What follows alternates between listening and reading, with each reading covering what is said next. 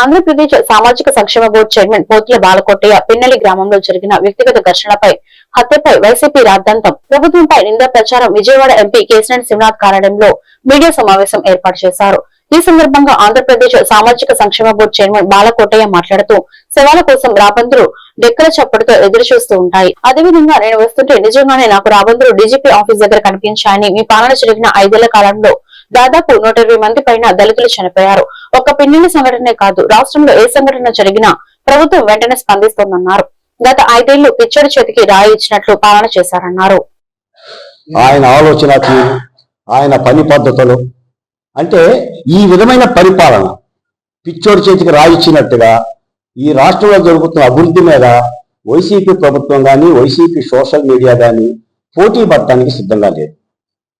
ఏ కాడికి జరిగేదంతా ఏంటంటే ఏదో ఎర్ర బుక్ రాజ్యాంగం, రెడ్ బుక్ రాజ్యాంగం అని విపరీతమైన ఒక సంఘర్షణ జరుగుతుంది. ఇలా కూడా విన్నాను నేను.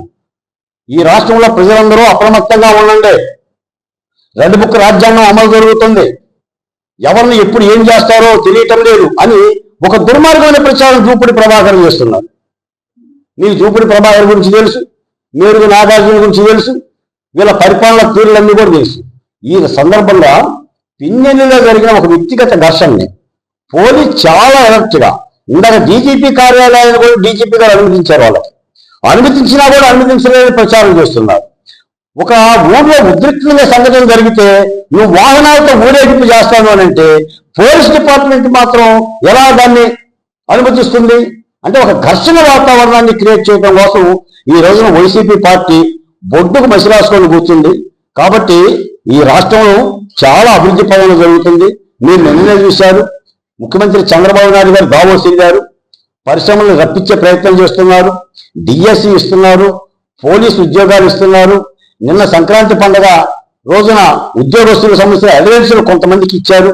మా ఎస్సీ ఎస్టీలకు సంబంధించిన కొన్ని రుణాలను మాఫీ చేసే ప్రయత్నం చేస్తున్నారు.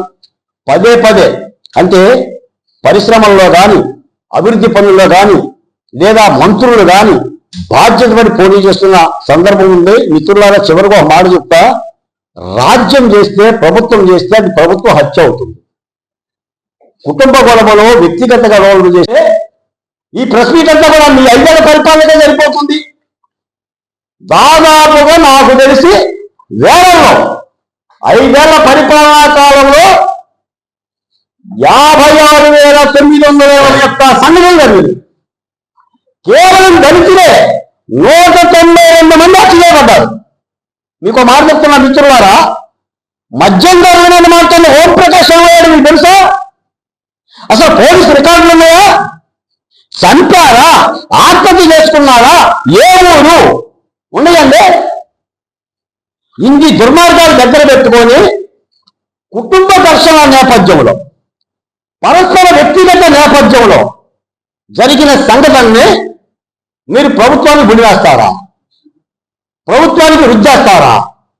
తద్వారా మీరేం చెప్పదలుచుకున్నారు?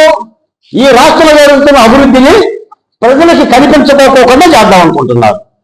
గతంలో మీరు చేశారు. వైఎస్ వివేకానంద రెడ్డిని హత్య చేసిన వాళ్ళందరినీ కూడా దాచిపెట్టేసేసి చంద్రబాబు నాయుడు గారి ప్రభుత్వం చంపేసింది, తెలుగుదేశం వాళ్ళు చంపేశారని చెప్పేసరి విపరీతమైన నిందా ప్రచారాలు చేశారు. ఎవరు నమ్మారు? ఎక్కడైనా నమ్మారా? అంటే ఈ విధమైన అబద్ధపు ప్రచారాలు చేసుకుంటూ ఎంతకాలం